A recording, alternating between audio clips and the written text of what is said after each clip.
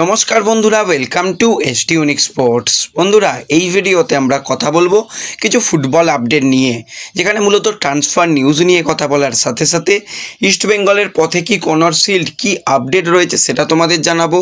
এবার বড় ব্যান কিন্তু খেলো বাংলার আর এক প্রধান, তাদের নিয়েও কথা বলার রয়েছে এই ভিডিওতে। তাই ভিডিও শুরু করার আগে একটাই রিকোয়েস্ট, চ্যানেলে যারা প্রথমবারের জন্য এসেছো মনে করে চ্যানেলটাকে সাবস্ক্রাইব করে নিও, তাহলে প্রিয় দলের খেলার সমস্ত আপডেট তোমরা এখানে পেয়ে যাবে। তো চলো আর দেরি না করে ভিডিও শুরু করা যাক।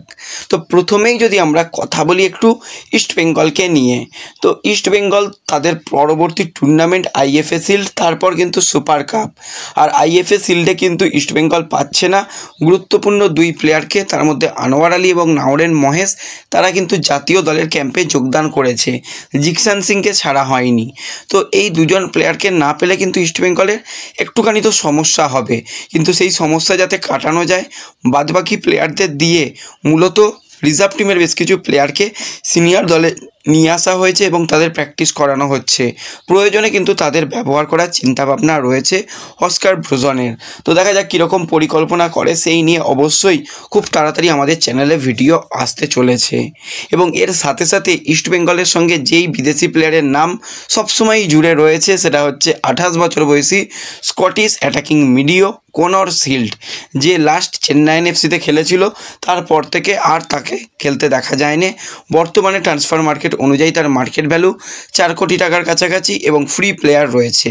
এবার কনর শিল্ডকে নেবার ব্যাপারে ইস্টবেঙ্গল অনেক দিন ধরে চেষ্টা করেছিল, এই সিজনেও কিন্তু চেষ্টা নানান রকমভাবে করা হয়েছিল, কিন্তু যখন ফাইনাল অনেকটা কথাবার্তা এগিয়ে যায় তখন কিন্তু কনর শিল্ডের এজেন্ট মারফত খবরটা লিক হয়। সেখানে ইস্টবেঙ্গল ম্যানেজমেন্ট খুব একটা খুশি হয়নি, যে তারা একটা ডিল এমনভাবে করবে ভেবেছিল সেটা বাজারে বেরিয়ে আসা, তারপর কিন্তু সেই ডিল থেকে ইস্টবেঙ্গল মুখ ফিরিয়ে নিয়েছে। হ্যাঁ, কিন্তু এখনও ম্যানেজমেন্টের বেশ কিছু মানুষজনের পছন্দ কিন্তু কনর শিল্ড।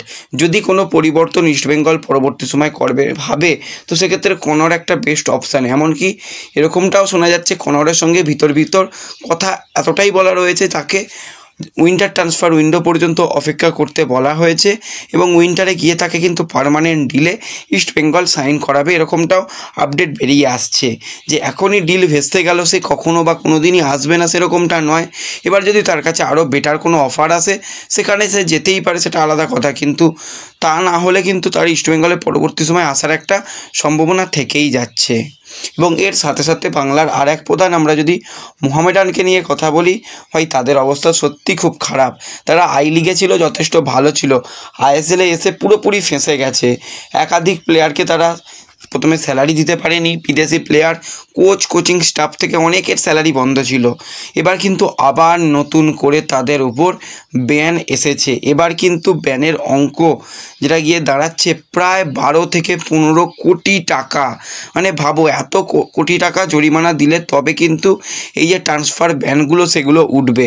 অনেক প্লেয়ারকে তারা টাকা দিতে পারেনি, তার মধ্যে অ্যালেক্সিস গোমেজ রয়েছে, কাদেরি রয়েছে, এছাড়া আরও এক বিদেশি প্লেয়ার সহ কোচ সহ সাপোর্ট স্টাফ, টোটাল 9 জনের স্যালারি দেওয়া যায়নি যথারিক্ত সময়ের মধ্যে। তারপরে কিন্তু ফিফার তরফ থেকে এরকম একটা ব্যান এসেছে। মানে খুবই অন্ধকার সময় কিন্তু মোহামেডানের জন্য।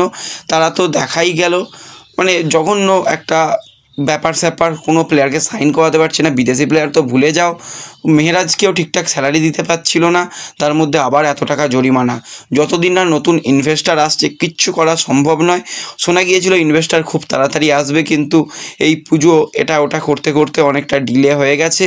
জানি না এই প্রক্রিয়া কবে মিটবে, তারা কীভাবেই যে সুপার কাপ খেলবে বা পরবর্তী সময় কীভাবে দলকে এগিয়ে নিয়ে যাবে সত্যি জানা নেই। যত তাড়াতাড়ি তারা ইনভেস্টার মিটিয়ে ফেলতে পারবে ততই কিন্তু তাদের জন্য ভালো হবে, তা না হলে দলের অবস্থা সত্যি খুবই খারাপ। আরও বেশ কিছু প্লেয়ার তারা তাদের ফ্রি করে দিতে বলেছে, তারা কিন্তু অন্য দলে মুভ করার জন্য একদম রেডি রয়েছে এবং তারা হয়তো পরবর্তী সময় দল ছেড়ে বেরিয়ে যাবে। তো এর সাথে সাথে যদি এবার আমরা কথা বলি একটুখানি জামশেদপুর এফসিকে নিয়ে, তো জামশেদপুর এফসি এই মুহূর্তে ট্রান্সফার মার্কেটে সবথেকে অ্যাক্টিভ দল কিন্তু রয়েছে, কারণ তারা যেরকমভাবে দল গঠন করছে সত্যি খুব ভালো লাগছে। খালেদ জামিল চলে গেলেও তারা কিন্তু তাদের পরিকল্পনা যে কম টাকার মধ্যে ভালো দল গঠন সেই দিকে কিন্তু তারা চেষ্টা করছে। তো সেইভাবেই কিন্তু তারা একজন দুর্দান্ত মানের প্লেয়ারকে এবার অফিসিয়াল সাইন করিয়ে নিয়েছে। কিছুদিন আগেই তোমাদের সঙ্গে সেই আপডেট আমি শেয়ার করেছিলাম যে 33 বছর বয়সী ক্যামারুনের সেন্টার ফরওয়ার্ড পজিশনের প্লেয়ার রাফায়েল মেসি বাউলি, যে প্রথমে কেরালা ব্লাস্টার্স এবং লাস্ট সিজনে ইস্টবেঙ্গলের জার্সি গায়ে খেলেছে, তাকে নেবার ব্যাপারে অনেক দূর পর্যন্ত কথাবার্তা এগিয়ে ফেলেছিল চেন্নাই এফসি, কিন্তু এই ডিলটাকে পুরোপুরি হাইজ্যাক করে কমপ্লিট করে নিয়েছে জামশেদপুর। কোনো জায়গা থেকে এরকম কোনো রকম ইঙ্গিত ছিল না সে জামশেদপুরে আসছে। চেন্নাইয়ের সঙ্গে কথাবার্তা এগিয়ে গেলেও কিন্তু সে শেষ পর্যন্ত জামশেদপুরে একদম অফিসিয়াল হয়ে গেছে। জামশেদপুরের তরফ থেকেও কিন্তু অফিসিয়াল অ্যানাউন্সমেন্ট এসে গেছে। লাস্ট ইয়ার কয়েকটা ম্যাচে রাফায়েল মেসি বাউলি খেলেছিল লাল হলুদ জার্সি গায়ে, যথেষ্ট ভালো কিন্তু পারফরমেন্স করেছিল। প্লেয়ারটার মধ্যে গোল করার খিদে রয়েছে, একটা সবসময় ছটফটে মানসিকতা রয়েছে। 8টা ম্যাচে 3টে গোল, একটা অ্যাসিস্ট কিন্তু মেসি বাউলির কাছ থেকে দেখতে পেয়েছিলাম। তো মেসি বাউলির ডিল কিন্তু একদম ডান এবং তার সাথে চুক্তি কমপ্লিট হয়ে গেছে। তার সাথে সাথে মাধি তালাল, সেও ইস্টবেঙ্গলেরই প্লেয়ার, প্রাক্তন ইস্টবেঙ্গল প্লেয়ার। মাধি এবং এই মেসি 2M কিন্তু আমরা একসাথে জামশেদপুরে দেখতে পাবো। এছাড়া তাদের স্টিফেন এজের মতন একজন ডিফেন্ডার রয়েছে।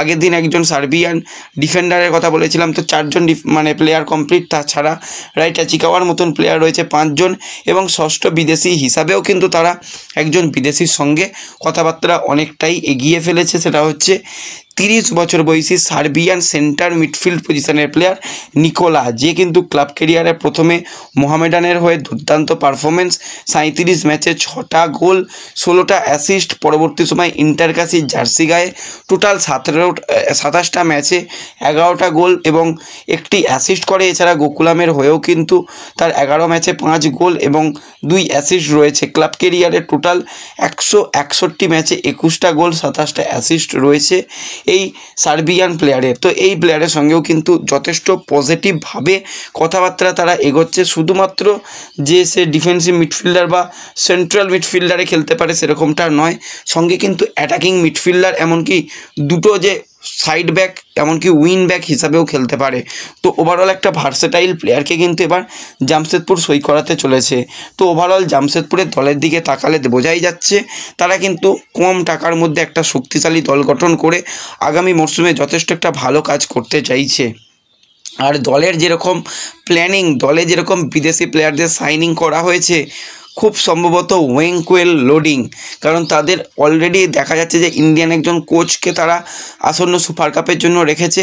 তো সেক্ষেত্রে ওয়েঙ্কুয়েলকে যদি নিয়ে আসা হয় এই দলে কিন্তু আরও ভালো আমরা কিছু দেখতে পাবো। এবং বেশ কিছু চেন্নাই এফসির প্লেয়ারও দেখেছি আমরা, ভিন্সি ব্যারেটের মতন প্লেয়ার, তারা কিন্তু এই জামশেদপুরে জয়েন করেছে। আরও কিছু ডোমেস্টিক সাইন কিন্তু জামশেদপুর কমপ্লিট করতে চলেছে। তো ওভারঅল কিন্তু Jamshedpur one of the best দল গঠন করছে বলাই যায়। তো এই ভিডিওতে এই আপডেটগুলোই শেয়ার করার ছিল। ভিডিও ভালো লাগলে লাইক শেয়ার করে দিও, চ্যানেলে প্রথমবারের জন্য এলে সাবস্ক্রাইব করে নিও। দেখা হবে পরবর্তী ভিডিওতে। ধন্যবাদ।